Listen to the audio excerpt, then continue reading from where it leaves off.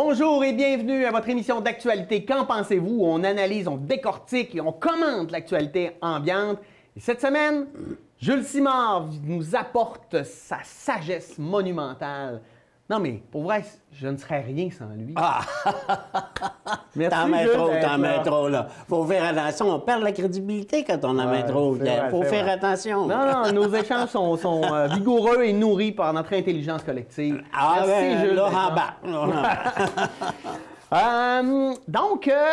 On commençait à Dolbeau-Mistassini, hein? Projet intéressant, une étude de faisabilité sur un projet de sériculture à Dolbeau-Mistassini. C'est quoi ce projet-là? En fait, c'est un projet qui date de plusieurs années. OK. Là. On a mis du monde là-dessus. J'ai-tu moyen de dire que des serres qui utilisent l'énergie d'une papetière ou existent déjà dans d'autres dans d'autres coins de notre région. Et en même temps, il y avait eu effectivement on voulait analyser qu'est-ce que... Parce qu'il se perd de l'énergie à l'usine, là, tu comprends, qui pourrait peut-être être... et on avait ce projet de serre-là qui a été... on a embauché une firme, là, d'après ce que j'ai pu comprendre, pour pouvoir être en mesure de voir qu'est-ce qui pourrait servir. Il y a effectivement une possibilité en travaillant avec Résolu, et on pourrait même le faire indépendant. C'est ça que le maire disait. Dans l'éventualité où il n'y aurait pas d'entente possible avec Résolu, il pourrait y avoir un projet de sériculture qui pourrait être alimenté par ailleurs avec une autre source d'énergie, mais qui pourrait aussi se monter. Et on pourrait avoir un marché, il pourrait y avoir une rentabilité d'après ce que... Ben écoute, moi, là, on parle de l'énergie, là. Ça c'est intéressant, c'est quelque chose, c'est quand même un projet intéressant, mais... Au-delà de ça, je regardais une étude qui disait que d'ici 2050, il va falloir que la nourriture soit produite beaucoup plus près des villes. Donc, que 50 de la nourriture puisse être produite proche des villes. Ça nous donne un avantage aussi pour la population là, autour, là, je ne sais pas. Oui, bien, fort probablement. On se rend compte que, bon, tous les coûts de transport... je prenais aussi un reportage hier à l'épicerie où on disait... on vendait les pâtés au poulet. OK? On faisait des pâtés au poulet. Et tu savais ça que Saint-Hubert, pour acheter son poulet, sais-tu où est-ce qu'elle prend? Au Québec. Non. En Thaïlande. Mon Dieu. Yes! Ils font venir le poulet de la Thaïlande. Puis là, bien, il est traité ici. Et, Puis là, on pense que c'est un produit québécois. Ben oui, c'est ça, tu comprends? Je veux dire, on a... et ce qu'elle expliquait, c'est que, bon, le coût de production d'un poulet est beaucoup moins élevé, naturellement, en Thaïlande. Même avec le transport. Et même quand tu tiens compte du transport, tu avais, semblerait-il, la qualité recherchée. OK. OK?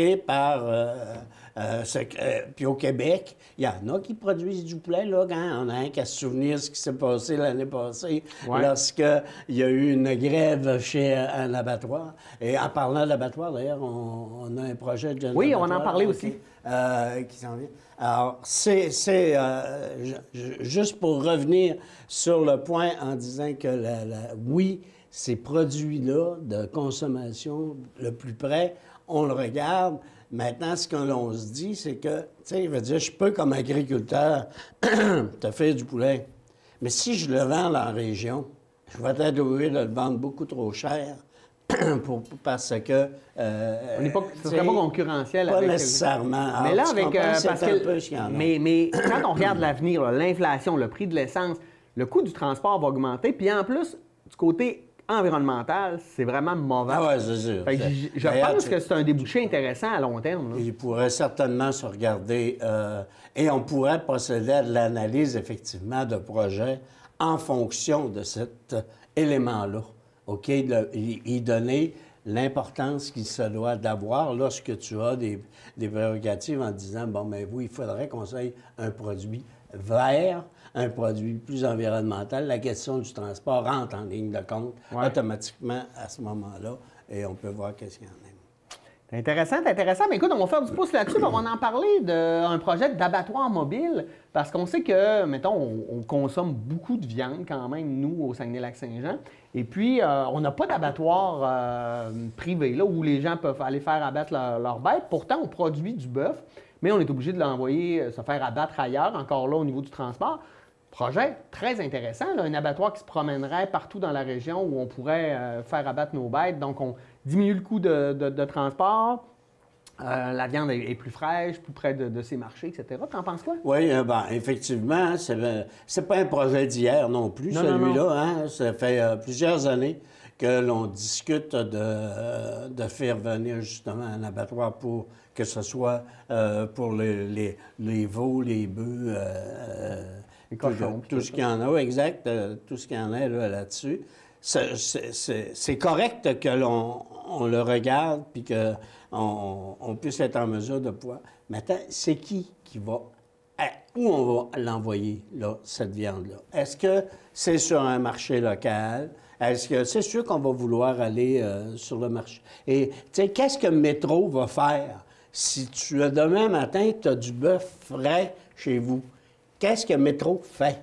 Métro va acheter ailleurs, puis il te le ramène ici. Un peu comme Patate Lac-Saint-Jean qui s'en va à Montréal avant de revenir sur nos tablettes d'épicerie. Exact. OK?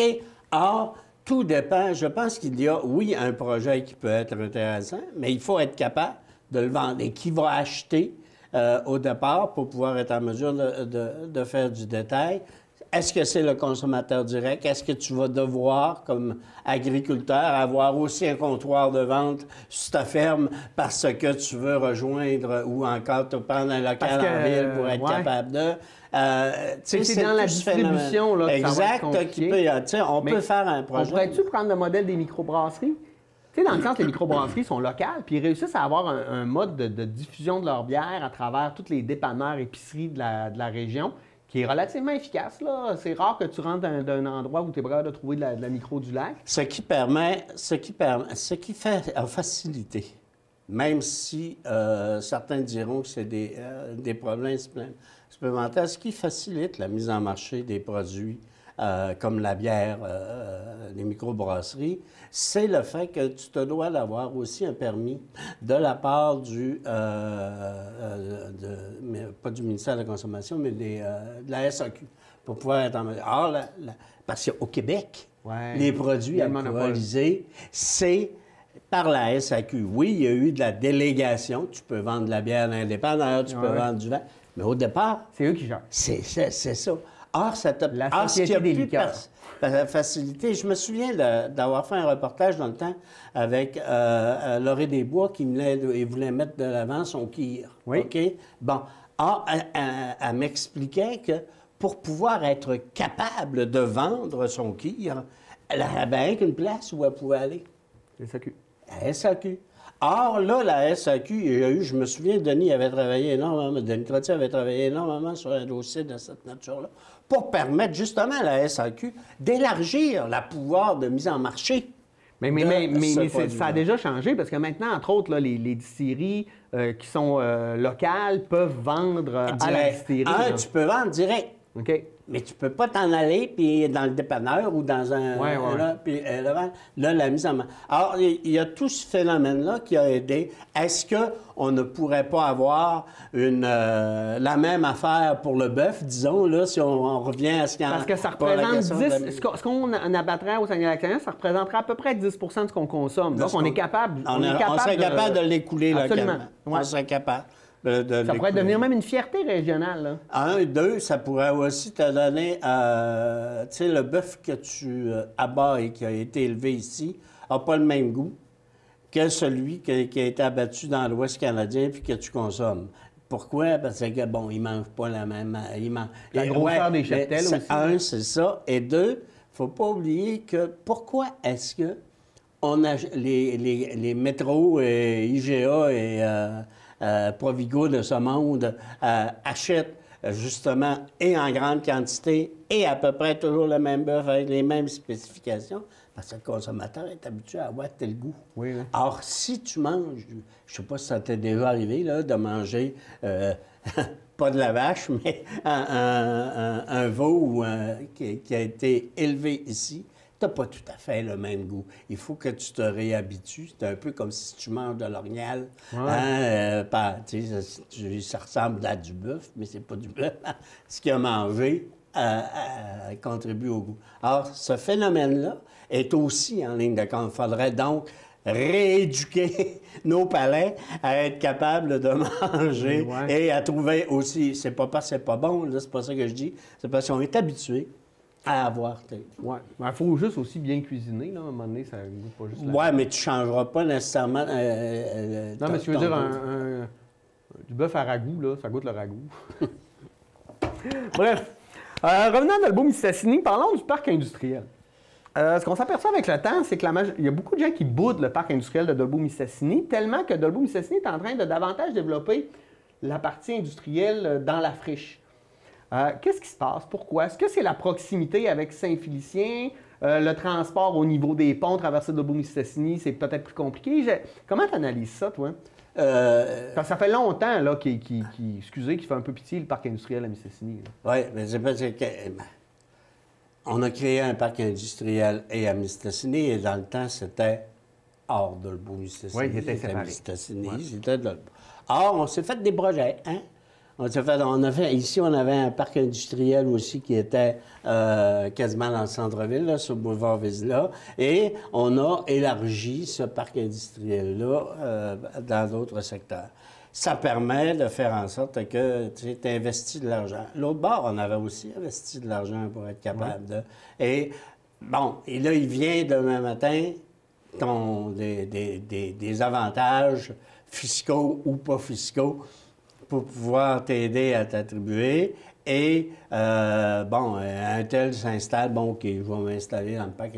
Le fait que tu développes, tu as eu deux pots, tu n'as pas nécessairement favorisé un. Tu n'as pas attendu de dire, écoute, on va remplir Mistassini, le territoire qu'on a là. Après, on viendra à Dolbeau, on a encore de la place pour le faire. Mais on n'a pas fait ça. On les a développés tous les deux en même temps.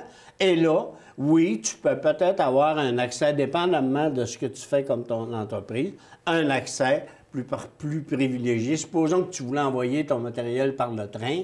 OK, c'était beaucoup plus proche de le faire mettre à Dolbeau que dans le secteur Mistassini. Alors, d'ailleurs, il y avait un projet, on parlait de la sériculture. Tu sais, il y avait tout un projet à un moment donné là, avec le pont, le fameux pont. Qu'on se devait que le gouvernement libéral, pas libéral, mais conservateur de M. Lebel nous avait annoncé.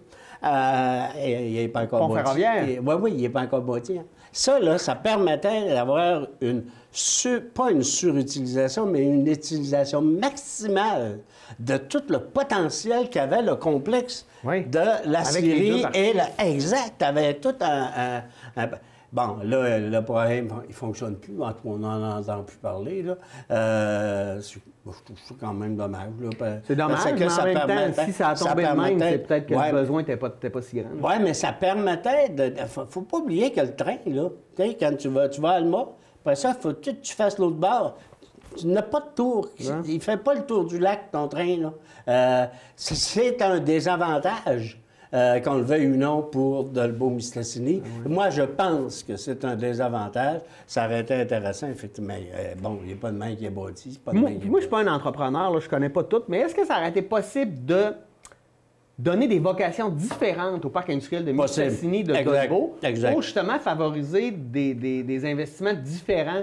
Tu sais, de donner des avantages, par exemple. Ceux qui étaient à Dolbeau, ben ça te donne, je sais pas moi, accès à telle affaire, mais si t'es à Mistassini, ben ça te donne accès à... Quand tu as pu dire, bon, ben écoute, toute entreprise dans le développement des nouvelles technologies, même si on n'en a pas beaucoup, là, aurait dit, bon, ben écoutez, on va mettre ça dans tel secteur, créer des centres à cet effet pour pouvoir être en mesure de pouvoir développer nos parcs industriels en leur donnant, effectivement, peut-être que ça aurait pu être, tu comprends, supposons qu'on se dit, on veut développer la transformation au niveau de l'agriculture et on prend un des parcs industriels, toute l'osmose, toute la symbiose qui peut se faire entre les entrepreneurs sur cette chose-là, ça, c'est facilitant. Ça créerait une synergie. On l'a peut-être voulu le mettre de l'avant, mais il y en avait un entreprise, donc ça t'en prend d'autres pour pouvoir créer ça. Et puis là, à l'autre, moi, je suis dans le secteur Mistassini, je vais peut-être m'installer plus dans le... Tu sais, ça va être plus proche de mes installations. Peut-être que ça aussi rentre en ligne de compte, mais il faut regarder, je pense, en se disant, oui, on peut regarder encore. On peut encore regarder dans les parcs industriels en disant, oui, on favoriserait peut-être l'implantation de tel type d'entreprise dans tel secteur et de telle autre entreprise. Ça ne créerait pas nécessairement des ghettos, ça, là. Ça permettrait justement de créer une symbiose entre des entreprises qui sont d'à peu près de même nature pour pouvoir être en mesure de le faire. Ah, on en a des solutions, moi. Oui, mais tu comprends? Je veux dire, c'est sûr, bon, le parc industriel, dans le secteur de Mistassini, il s'est développé tranquillement. Il y a certains types d'entreprises, entre autres au niveau forestier, tu en as quand même des sous-traitants en foresterie et en transport. Il y en a beaucoup qui se ramassent là, et d'autres qui ont choisi autre chose. Mais au départ, tu sais, prenons la question de transport du site, quand ils se sont installés dans ce coin. Le transport, oui, ils en faisaient du transport forestier, mais ils faisaient beaucoup plus de transport entre de produits finis que de matières premières, comme aller chercher une bille de bois dans le bois. OK, c'est intéressant tout ça. On va te ramener à ta prime jeunesse. Est-ce que toi, tu as fréquenté la Maison des jeunes? Non. Non? Ça existait-tu quand tu étais? Non. Quand j'ai commencé à faire du journalisme dans les années 70, j'ai assisté par ailleurs à la naissance du club social de Jouvenceau. Bon, moi, j'ai passé une grande partie de mon adolescence là-bas. J'ai même été déjà roi du carnaval à une certaine époque. Mais c'est pas de ça que je veux te parler, c'est l'importance de la Maison des jeunes, parce qu'on voit qu'il y a un gros investissement. On va remettre à neuf, en fait, la Maison des jeunes d'Albanel, avec un beau 40 000 quand même. Mais c'est parce que ça démontre aussi l'importance que ces organismes-là ont dans la communauté. Oui. Tu sais, dans mon autre vie, lorsque j'ai été attaché politique, à un moment donné, il y a eu une problématique à l'échelle de la région. C'était l'émergence des maisons de jeunes. Ouais. Il y en a eu à peu près partout. Tu étais dans une municipalité. Ouais. Ça te prenait une maison. Tiens, je te fais une maison. On va se faire une maison. Il y avait un programme gouvernemental qui aidait et on a oublié de mettre peut-être un peu plus de personnel d'animation. Mais en tout cas, ça, c'est une autre affaire. Lui, il était sous-payé, ce personnel. Ouais. En tout cas, peu importe. Là. Et on a créé... À un moment donné, c'est même devenu, OK, il était trop petit. La maison de jeunes devenait trop petite. C'était trop petit, non pas en termes... Parce que tu avais moins de jeunes qui y allaient. Tu avais ce phénomène-là aussi qui était en train de ligne de compte. C'est plaisant de voir que peut-être à Albanel, effectivement, parce qu'il s'agit d'un équipement qui peut être très intéressant au niveau du développement social de notre jeunesse. Et ça représente un point. Et ça permet aussi d'avoir peut-être un endroit de contrôle. Mais sans le contrôle, tu sais, je trouve que ça amène aussi un endroit de dialogue. Fait que les gens réalisent des affaires. Moi, je me rappelle, des maisons des jeunes, des fois, là, les animateurs venaient sermonner ceux qui rentraient en boisson. Là, ça faisait partie de l'éducation. Mais au-delà de ça, ça permettait à des jeunes d'être porteurs de projets qui avaient pensé réaliser. Moi, je pense au carnaval, on faisait des tournois d'impro, on faisait plein de choses. C'est les jeunes qui s'occupaient de la caisse du magasin où on vendait du chocolat, des peanuts. Puis, tu sais, bon, bref, ça nous permettait d'apprendre, de gagner des habiletés. En le faisant. En le faisant. Okay. Puis je pense que ça manque des fois beaucoup, ces projets-là. Puis là, ça permettait aux jeunes de pas rien que faire des projets, mais de choisir les projets qu'ils allaient réaliser. Puis ça, je trouve que ça donnait de la confiance aux jeunes. Et et à ce moment-là, l'encadrement que tu as à faire n'est pas un encadrement autoritaire, mais un encadrement de l'accompagnement. Et un encadrement de l'accompagnement, c'est la meilleure façon, je pense, pour montrer à des gens comment est-ce qu'on fait la réalisation d'un tel. Tu sais, quand on parle de réaliser un projet, on en parlait un peu avant l'émission, c'est aussi ce qui nous permet d'avoir de l'oxygène au niveau de notre cerveau qui nous dit que ah, Colin, c'est agréable aujourd'hui. Regarde, j'ai avancé de telle affaire. Tu sais, j'ai réparé 3 fois mes souffleurs, moi, la semaine passée. Ouais. Ils ont tout brisé de A à Z.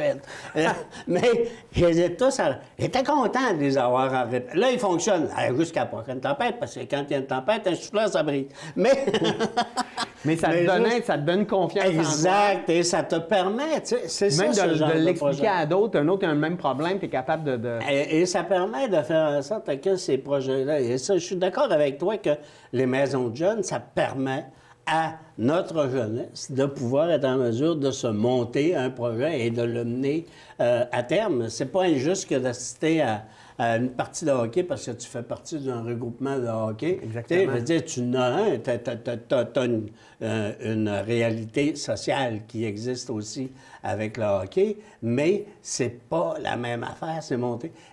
Il y avait à l'école, à côté de l'hôpital, là, je suis rendu avec les noms, là, à l'école primaire qui est à côté de l'hôpital. Je sais pas, moi, je suis allé à l'école à Mississippi. Ouais, mais en tout cas, il y avait un professeur qui faisait à chaque année un projet entrepreneurial. Ouais. OK? Et elle a pris sa retraite, là, mais à chaque année, là, les étudiants, là, t'embarquaient dans ce projet-là.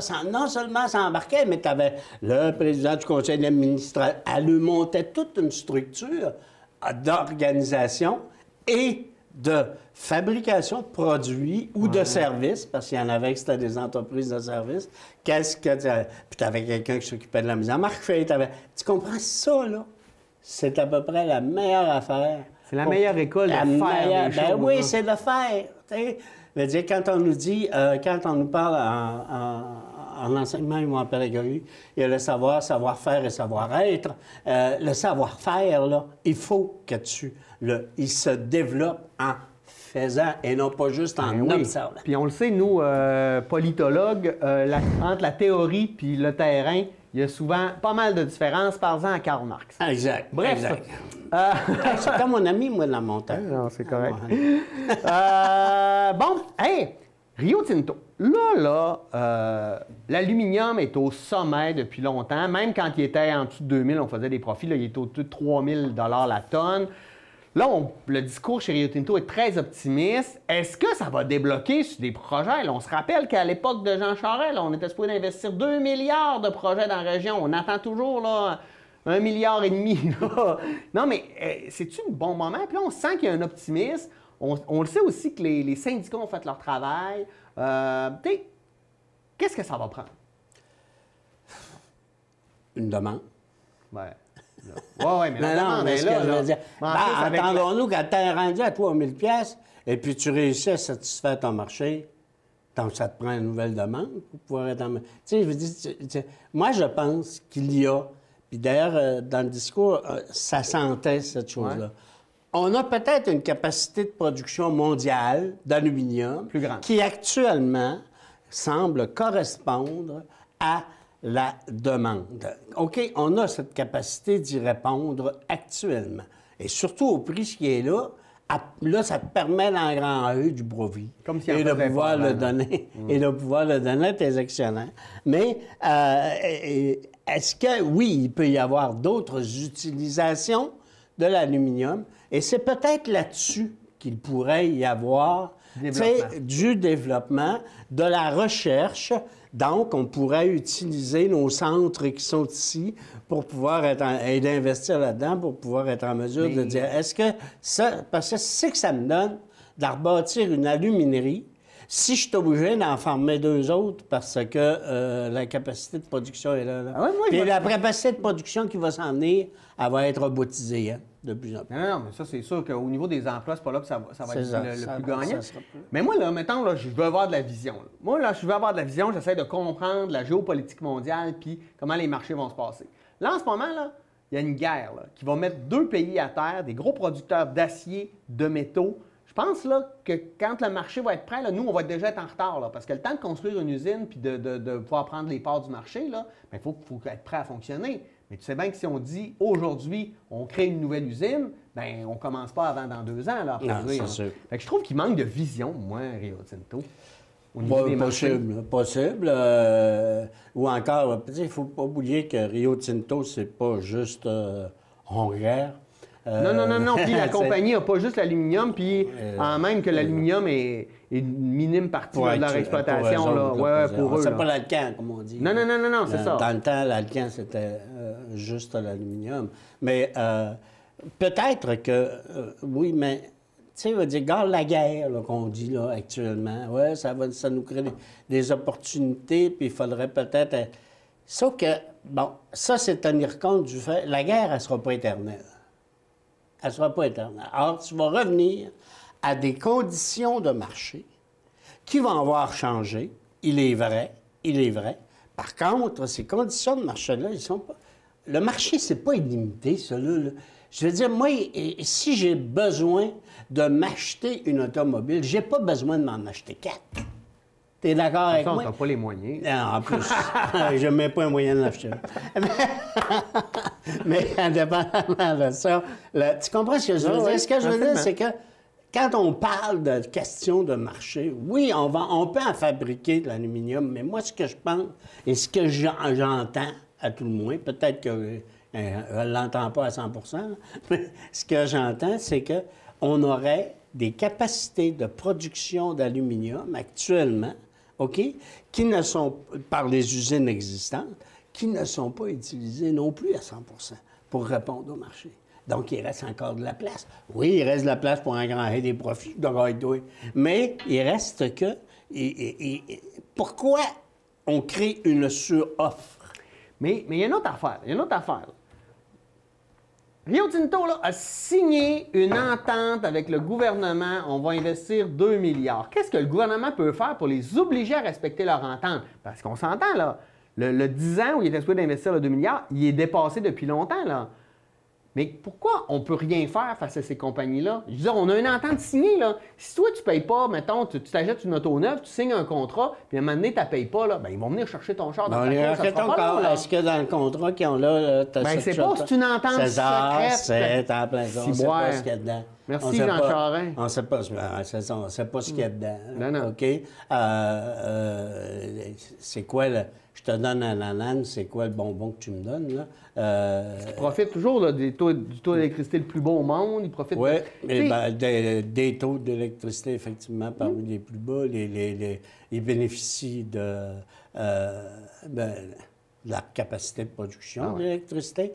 OK? Quand ils ont un conflit, ils nous la revendent. Non, mais tu comprends, c'est ce genre d'entente. On peut-tu forcer une entreprise privée à faire quelque chose quand ce qu'elle fait actuellement lui rapporte énormément? Non, mais je suis d'accord. Sauf qu'une fois que tu as une entente, tu dois la respecter. Oui. Mais attends. Tu sais, la respecte peut-être, l'entente. On ne sait pas, elle est secrète. Ah, ouais, c'est vrai. T'as raison. Bref, on va prendre une pause, nous autres, là-dessus. Merci, Jules. On se retrouve dans quelques minutes. Allez vous faire un café et on se revoit pour les nouvelles nationales et internationales. On parlera entre autres de l'Ukraine et du budget. À tout de suite.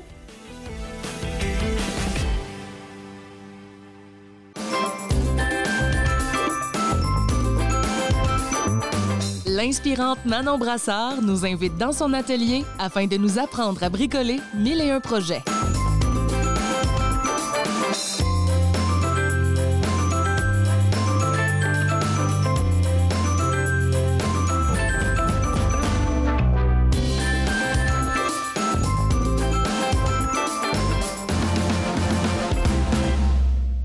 À chacun ses jeux, c'est une émission où moi, Sébastien Roy, et mon collaborateur Nolan Vézina, on rencontre des joueurs, des distributeurs, des concepteurs, des amateurs, des utilisateurs de jeux de société. On a tous un point en commun, on est passionnés de jeux de société. Venez nous rejoindre dans notre cave, on va vous présenter nos coups de cœur, vous allez sûrement trouver un qui va vous plaire parce que c'est à chacun ses jeux.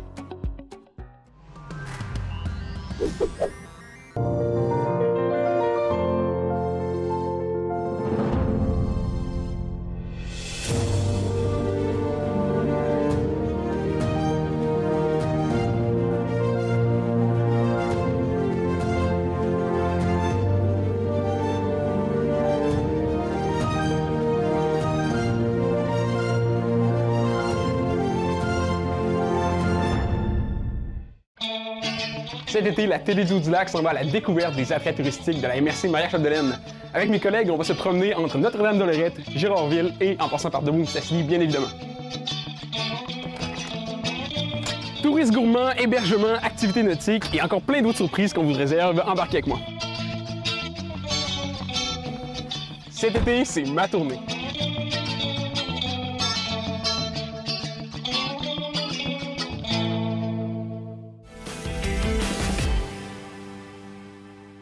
Oh, on est de retour. J'espère que vous avez un bon café devant vous pour nous écouter parce que là, on rentre dans un sujet assez important. Budget.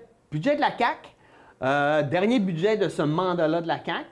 Bon, moi, ce qui me fait rire, c'est les gens disent c'est un budget électoraliste. Je veux dire, peu importe le parti qui aurait été là, aurait fait la même affaire. Là, moi, ça me fait rire de penser que le Parti libéral fait budget électoraliste. Vous n'avez donc bien fait, vous autres, des budgets électoralistes. PQ, même affaire. Je veux dire, tous ceux qui ont été au pouvoir ont fait des budgets électoralistes. C'est de bonne guerre, là. C'est la prérogative du gouvernement sortant, quelque part, là, de pouvoir faire ça. Est-ce que c'est un budget électoraliste? À part la mesure du 500$, est-ce que c'est un budget électoraliste?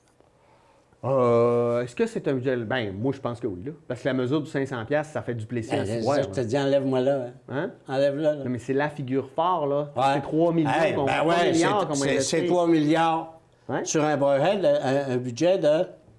Beaucoup plus. Mais de quoi on parle depuis une semaine?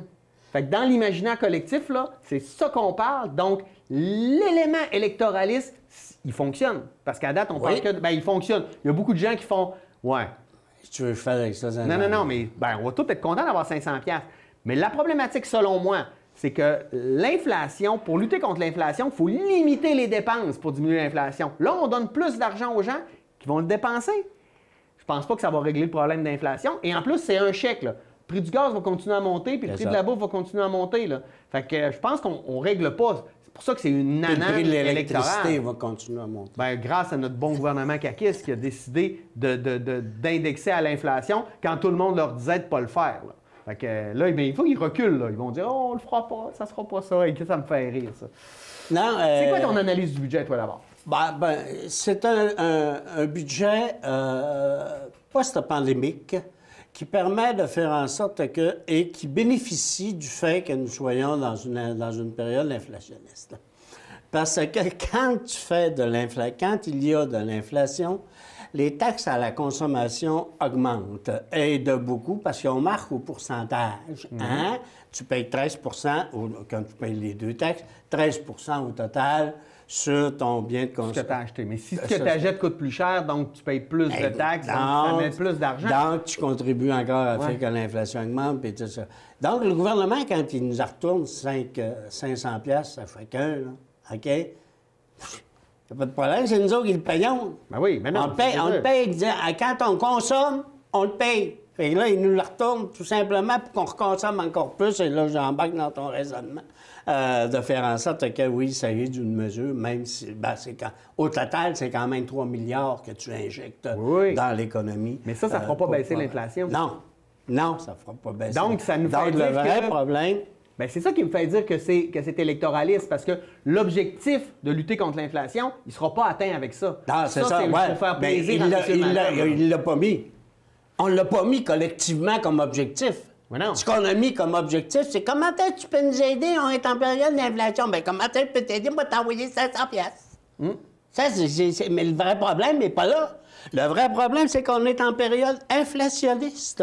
Et cette période inflationniste-là, OK, elle peut nous coûter cher. Là, tu peux avoir, oui, la dévaluation de ta monnaie qui va pouvoir arriver le jour où ça va... Tu me diras que c'est un pays étranger qui nous permet de l'avoir, mais en tout cas, indépendamment de ça, lorsque tu vas avoir cette dévaluation-là, tu vas te ramasser comme en Russie là, actuellement, là, hein? Ta pièce, ça vaut rien. OK? Ton dollar vaudra quasiment plus rien pour pouvoir être capable d'acheter quelque chose. Ça va t'en prendre 8 000 pour pouvoir être capable d'en avoir. Alors, c'est ça qui aussi nous guette. OK? Si on se rend jusque-là, peut-être que la guerre nucléaire va faire en sorte qu'on ne se rendra pas jusque-là parce qu'on ne sera plus là. Mais, je ne veux pas jouer au prophète de malheur, mais je vais emmener... Je vais quand même en venir au fait que on n'a pas un budget pour régler parce qu'il n'y a pas un gouvernement actuellement qui veut arrêter l'inflation. La meilleure façon d'arrêter l'inflation, c'est de faire décréter un gel des prix de salaire. Là, si tu décrètes un gel des prix des salaires... Là, ça, le patronat va pleurer du sang. Là, tout le monde va broyer. Ben, le patronat va peut-être moins broyer sur ton gel des salaires, mais il va broyer en étoile sur ton gel des prix. Ouais. Mais tu sais, c'est ça qui fait en sorte que... Et puis, si tu fais ça, tu n'en auras plus de gaz. Mais Trudeau peut le faire. Il fait les mêmes affaires que son père faisait. Oui, il faut probablement... Check bien... Le prochain budget, c'est au mois d'avril? Au mois d'avril. On va en parler dans pas longtemps. Peut-être qu'il peut nous arriver avec quelque chose. J'espère qu'il y a une majorité. Oui, on va parler de ça d'ailleurs bientôt. Tout se tient là-dessus. Moi, si je regarde le budget actuellement, OK, qui a été présenté, ce n'est pas un budget, effectivement, pour contrer la question de l'inflation. C'est un budget pour continuer d'opérer. Par contre, on a voulu mettre là-dedans certains types d'investissements qui sont requis à la suite de la pandémie qui est là. Oui, on veut refaire, et fort probablement qu'on va en reparler, on veut refonder, comme on dit, le système de santé au Québec en tenant compte de ce qui va mal et c'est ce qu'on nous a dit, là. OK? On a mis, si ma mémoire m'est fidèle, c'est 9 milliards.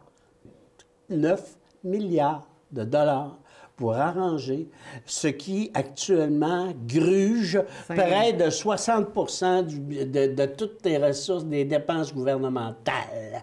OK? On en vient à mettre encore 9 milliards. Tant mieux, parce que ça va peut-être régler. On a réinvesti quelques sous au niveau de l'éducation. Parce qu'on se rend compte qu'au niveau de l'éducation... Oui, on est... C'est le temps? Ben, oui, mais c'est quand même 1,5 milliard puis 6 milliards. Je pense que, en tout cas, les chiffres de mémoire que je te donne, qui sont investis. Puis, entre autres, on réinvestit au niveau de l'éducation supérieure. On réinvestit quand même quelques milliards. Pas rien sur un an, là, sur plusieurs années, mais c'est pas grave. On le réinvestit. On oublie peut-être, il y a une réclamation de la part des étudiants 10 ans après qui dit « Hey, on devrait abolir les frais de scolarité. » Ça ferait peut-être partie. Ça ferait peut-être, on est frais de scolarité au niveau de l'éducation supérieure. Ça pourrait peut-être faire partie d'une mesure qui pourrait aussi s'annoncer. Et ça aurait un effet bénéfique sur le développement de nos générations futures. Oui, on le voit. On voit les pays où il y a la gratuité scolaire, ils misent sur les cerveaux, puis au niveau du bonheur collectif, ils sont dans les premiers au monde. Il n'y a pas de hasard. Là. Non, c'est ça, et c'est là-dessus qu'il faut peut-être aussi regarder. Est-ce qu'on s'en va vers, pas actuellement, mais parce que je pense qu'on veut investir, oui, dans l'embauche de personnel pour pouvoir être capable d'offrir de meilleurs services. Et on va investir, comme toujours, dans les bâtisses. Oui, puis pendant 10 ans, le gouvernement libéral de Jean Charest a investi en éducation, mais en éducation technique. C'était comme la chasse aux sorcières je sais pas moi, de l'intellectualisme. On ne voulait pas des gens qui réfléchissent, on voulait des gens qui savent faire des choses. Ça prend les deux. Ça prend les deux pour changer une société. Puis il faut revenir aussi à ça. Moi, je trouve ça vachement important. Reparlons... C'est un peu tu sais, c'est un budget, oui, qui essaie de régler certains problèmes de court terme qui sont arrivés à cause de la pandémie. Ouais. Mais on oublie complètement tout l'aspect développement de notre société. Et pour pouvoir on se fie sur l'inflation pour développer. Check bien ça. Oui, mais là, il y a d'autres problèmes qui n'ont pas été réglés. Parce que là, il y a une grave crise du logement partout. Vous voyez encore des reportages, là, des gens qui viendraient s'installer dans la région pour travailler parce qu'on est en pénurie de main-d'œuvre, puis ils ne viennent pas parce qu'ils n'ont pas de place à rester. Là, je trouve qu'il n'y a pas de mesure pour aider vraiment. Ça, c'est une problématique majeure. L'incitation à des gens, mettons, dans la soixantaine, qui pourraient revenir au travail puis pas se faire couper à cause de leur pension, à cause qu'ils font des heures supplémentaires. Tu sais, il y a des mesures qui auraient pu être faites de manière assez facile qui n'ont pas été prises. En tout cas, moi, je trouve que ça, c'est un manque. Et parlons-en de la refondation du système de santé. On n'utilise pas la réforme de la santé parce que on change juste le mot, là. Non, mais on n'a pas fait une, là. Je veux dire, moi, mon père était dans le système de santé, là, depuis que je suis tout petit, là, que tous les ministres de la Santé ont fait leur réforme. Et fondamentalement, une réforme, ça prend tout le temps 10-15 ans avant de voir les effets. Mais là, après 5 ans, on trouve que ça ne marche pas, puis on en refait une autre. Écoute, c'est interminable. Cette refonte-là, je m'excuse, là, mais il va falloir qu'il y ait des résultats en 6 mois pour que j'y croie. Je pense qu'il faut qu'à bord, au départ, puis là-dessus, j'écoutais le ministre de la Santé, puis je pense que s'il veut aller dans ce sens-là, il peut peut-être. Un des éléments fondamentaux du système de santé au Québec, c'est qu'il repose sur les mains d'à peu près 7 à 8 000 personnes, soit les médecins au Québec. Pour pouvoir avoir droit à un service de santé, il faut qu'au départ, tu aies été voir un médecin. OK? Tu as un petit mal de tête, pas grave, c'est pas l'infirmière qui peut te le régler, elle te le réglera pas. Il faut que tu aies le médecin qui te regarde et dit, coudonc, t'as mal à la tête, toi, hein? Puis si t'as mal à la tête, ben regarde, m'a te prescrire des pilules pour pouvoir être capable, des aspirines pour pouvoir être capable de le régler. OK? Fait que là, tu te retournes de bord, puis là, tu as besoin des pharmaciens, tu as besoin de tout le... Mais au départ. Or, pourquoi est-ce que ça nous coûte aussi cher que ça? Et avoir accès aux services de santé, écoute, c'est pas 10 millions de personnes, là, Vériboire, qui peuvent te conseiller.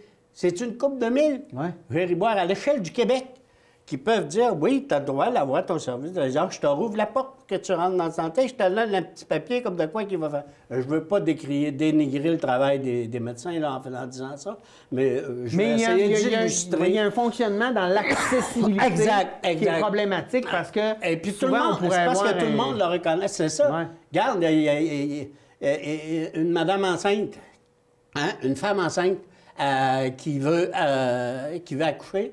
Ça fait pas longtemps qu'on lui permet de se faire accoucher par une sage-femme.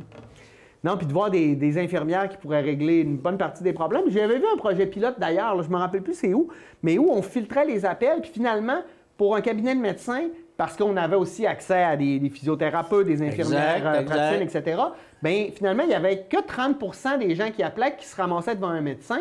Ça désengorge un système. Oui. Bon, bien, tu comprends, et fort probablement, en fait, l'orientation, je sais que le ministre a fait valoir qu'il peut y avoir un partage de l'accessibilité aux professionnels de la santé, un partage de responsabilité. Il veut le regarder. Et s'il le regarde, puis si on en arrive à des éléments concrets, je pense qu'on peut désengorger à tout le moins de l'accessibilité aux services de santé. Et c'est peut-être une des problématiques qui fait en sorte que... Parce que c'est bien beau de dire, ben, il nous manque du personnel en soins infirmiers. Oui, mais le personnel en soins infirmiers, si, là, t'en fais un qu'une technicienne au lieu d'en faire quelqu'un qui peut intervenir auprès de la santé, c'est beaucoup moins agréable. Elle va peut-être préférer s'en aller... super clinicienne. Super infirmière. Ah, bien là, les super infirmières, ils n'ont même pas de pouvoir non plus. Il faut qu'ils attendent que le médecin il dise ce que tu as diagnostiqué. Le médecin dit ben ouais, c'est ça. OK. Ouais, lui, le médecin, lui, il encaisse 500 à 600 pièces pour pouvoir te dire oui, c'est ça. Elle a son salaire. Ah non, mais tu as raison. Je me rappelle d'être allé voir un pharmacien parce que mon garçon faisait une conjonctivite. Il m'a regardé, il fait il y a clairement une conjonctivite, mais si tu veux un médicament, il faut que tu sois un médecin. Il faut que tu ailles un médecin. Fait que je suis revenu le voir 7 heures plus tard avec un papier qui a pris 2 minutes au médecin à faire parce que le reste, c'était de l'argent. Et que lui, il a encaissé de l'argent pour le faire. Oui. Puis, Mais je pense que c'est un peu là-dessus. Puis, ma grande part, c'est de donner une partie du système de santé au privé. Là. Ça, j'espère qu'il n'y ira pas là. Parce que là, on perdrait vraiment tout le côté, justement, universel de notre système. Puis ça, en tout cas, ça avantagerait encore ceux qui ont de l'argent par rapport à ceux qui en ont pas. En plus, ce que je trouve dommageable, c'est que, tu sais, il ne faut pas oublier que tout le personnel qui travaille dans le secteur privé, c'est tout du personnel que tu as formé à même les taxes de toute la collectivité, OK, puis qui se ramasse de l'autre côté en disant « Écoute, mais que tu viennes me voir, là, OK, il va falloir que tu payes tant pour pouvoir être capable d'avoir mon service. » Hey, et toi, le CINZO qui t'a formé, là, Vériboire. En tout cas, ça me choque, ça. Je me correct. Là, tu me fais monter ma pression, je vais être obligé d'aller voir un médecin. C'est pas bon. On va parler de quelque chose qui doit te faire plaisir. Une entente entre le Parti libéral du Canada et le NPD pour maintenir le gouvernement, à moins qu'il y ait des mésententes majeures, maintenir le gouvernement jusqu'en 2025. C'est pas une coalition. Moi, j'aurais aimé ça, une vraie coalition, parce que ça aurait donné ben, plus d'importance au NPD qui aurait eu moins l'air du chien de poche de Trudeau. Mais en même temps, il va faire avancer les dossiers comme son assurance pour la santé, mais assurance médicaments et puis pour les dents, assurance dentaire. Donc, il y a de quoi d'intéressant. Et moi, dans mon analyse, ça, tu me diras si tu n'es pas d'accord, quand on est en période de crise, ça nous prend des gouvernements plus stables et plus paternalistes. Donc, moi, je trouve que c'est un bon moment pour faire ça. Puis quand on n'est pas en moment de crise, là, ça nous prend des gouvernements plus idéalistes. Mais là, on est clairement dans tu sais, on a COVID, hyperinflation, après ça, montée de la noix, guerre. Tu sais, je veux dire, là, en ce moment, ouais. je veux avoir ton avis là-dessus. Puis, je veux terminer en disant, ben moi, je trouve que c'est pas une mauvaise idée, là, honnêtement, là, pour la stabilité. Ben, pour la je trouve même que même si les conservateurs chialent beaucoup en ce moment, c'est avantageux pour eux parce qu'ils auront un chef juste à l'automne et l'usure du pouvoir va être encore plus forte en 2025, donc ils auront bien plus de chances de gagner une élection. Mais je trouve que les bloquistes ont manqué le bateau parce que... Ils sont pas dedans, là. Non, mais ça aurait dû être eux autres, tu dis, qui disent, hey, nous, là, on pourrait faire une coalition. Imagines-tu l'argument qu'on leur dit tout le temps, hey, on ne sert à rien de voter pour vous autres, vous n'êtes jamais au pouvoir. Mais là, hey non, on fait avancer des points. En plus, ils se targuent de dire, nous, on est dans le dialogue, on veut trouver des solutions. Vous êtes où, là? Et ça aurait dû être vous, là, pour le Québec, qui arrêtez là. Vous avez été chercher des points pour le Québec à la place de... Mais bref, ils sont pas là. Ils préfèrent faire du cas par cas. Ça leur appartient. Moi, je trouve que c'est une mauvaise lecture. Là, moi, je pense que c'est une affiliation naturelle. Absolument. OK? Entre le PLQ et... pas le PLQ, le PLC et le NPD. Pourquoi ça? Parce qu'il y a effectivement des mesures à caractère social qui sont habituellement annoncées. Les Trudeau sont assez à gauche. Oui, tu sais, qui peuvent s'avancer puis qui peuvent se mettre là-dessus. Je trouve ça correct. Par contre, ce que je pense, que le NPD n'en a pas négocié assez pour donner ça. Ben, moi, je trouve aussi. Il aurait dû avoir... Il devrait être au gouvernement. En plus, les deux grandes idées phares de cette alliance sont non pas de la juridiction du fédéral, mais de la juridiction des provinces. En tout cas. Mais non, mais ça, tu as raison, mais les provinces font rien. Le fédéral est là aussi pour couvrir les angles morts, là. Oui, mais ça s'appelle du dédoublement et de services et de compétences. Bien, à place de... Non, attends, avant de se fâcher face à ça, pourquoi on ne s'assoit pas et on n'essaie pas de trouver un terrain d'entente puis une manière de fonctionner? Je suis tanné, moi, tout le monde fait juste compétence fédérale, provinciale. Là, ça charge chacun de leur bord. Asseyez-vous, discutez, trouvez des solutions à la place de vous écœurer. Si, ouais. Mais ça, là-dessus, c'est parce que quand tu décides qu'il faut qu'il y ait, à l'échelle du Québec, du Canada, un service de garderie à Anne-Marie ou c'est quoi, Anne-Marie. Oui. Quand tu décides ça, t'as théoriquement pas la compétence de décider et de le mettre en pratique. Là, il faut que tu t'entendes avec chacune des provinces. C'est ce qu'ils ont fait. Puis là, la province dit, hey, moi, c'est 4 milliards, il faut que tu m'envoies par année. Il existe des gars, là, au Québec, entre autres. Envoie-moi 4 milliards. Puis, demande-moi pas ce que j'ai fait avec, que je vais avoir fait. Ouais. T'as fait des garderies. En Alberta, où est-ce que tu l'as pas, le service? Bien là, tu négocies avec en disant combien ça pourrait coûter. Bon, moi, écoute, j'ai pas d'argent pour le mettre de l'avant. J'ai juste du pétrole. J'ai rien du pétrole. Donc, mets-moi de l'argent, puis je vais pouvoir être capable de le faire. Ce que tu fais quand tu fais ça, c'est que tu permets à quelqu'un qui a une compétence de pouvoir réaliser un projet de mise en place d'un service qui va s'adresser effectivement à l'ensemble de ta population. Et quand tu fais ça 10 fois, plus une fois avec les territoires, tu réussis de faire en sorte que tu as une politique, non pas Anne-Marie ou Square Anne-Marie, mais puis 10 politiques qui respectent les réalités territoriales. Exact, OK? Mais ce que tu fais, là, c'est que quand tu promets ça, ce que tu promets, c'est que dans 15 ans, tu vas peut-être avoir un système qui va être Anne-Marie ou Square Anne-Marie. Pourquoi? Parce qu'il faut que tu négocies avec tout le monde. Parce que tu n'as pas le pouvoir de le mettre. C'est pas toi qui a le pouvoir de le Non, mettre. mais- Tu as un pouvoir d'argent pour être capable d'aider. Mais je pense que c'est intéressant, mais il faut s'asseoir de bonne foi pour négocier. C'est Oui. parce que je trouve qu'on est souvent dans les rideaux, là, hein, touchez pas à mes affaires, là. Tu sais, un enfant, là, touche pas à mes jouets, là. Voyons, si boire, on Par contre, peut-tu se touche pas à montrer... mes jouets, mais envoie-moi que Ben 35, non, mais c'est ça. 35 de ma facture. On de peut-tu se montrer plus intelligent que le problème? Tu sais, avoir une ouverture, puis arrêter, là, d'avoir une sensibilité, là, moi, là, la victimisation, là, touchez pas à mes... Si je suis écœuré. Excusez, là, j'ai sacré, là, mais vraiment, là, c'est le temps qu'on passe à d'autres choses. Bon, vous avez fait le tour pour moi. Là. Non, mais je veux Non, ben, je vais aussi juste finir sur la Ouais. question du PLC et du NPD. C'est En fait, est-ce qu'on n'assiste pas aussi à la baisse d'influence du NPD à l'échelle des autres années? Absolument. Et ça, c'est fort probablement... On sait qu'il y a déjà eu ce genre d'entente-là entre... C'est drôle à dire, le gouvernement du pire de Trudeau et M. Stéphane Lewis, qui, dans le temps, avait fait une entente de cette nature-là. Et après les élections, le NPD, a tombé partout parce que, bon, celui-là qui va le réaliser, comme dirait mon ami Bruno de TVA, celui-là qui va le réaliser, c'est le Parti libéral. Oui, d'où l'important. Moi, je trouve qu'ils ont mal négocié. Ils auraient Ben, dû réellement faire c'est une ça. coalition, parce Une qu'avec une coalition, coalition, on aurait eu des gens au C'est gouvernement. ça. Ben, il aurait pu avoir effectivement des personnes au gouvernement. Il aurait peut-être été davantage lié, en faisant ça par ailleurs, à l'approche libérale. OK? Oui. Mais à tout le moins, ils auraient pu invoquer le fait que c'est parce que nous étions au gouvernement que nous avons pu faire réaliser cette chose-là, ce qui ne se donne pas. D'autre part, il ne faut pas oublier que le NPD est loin d'être capable d'aller en élection.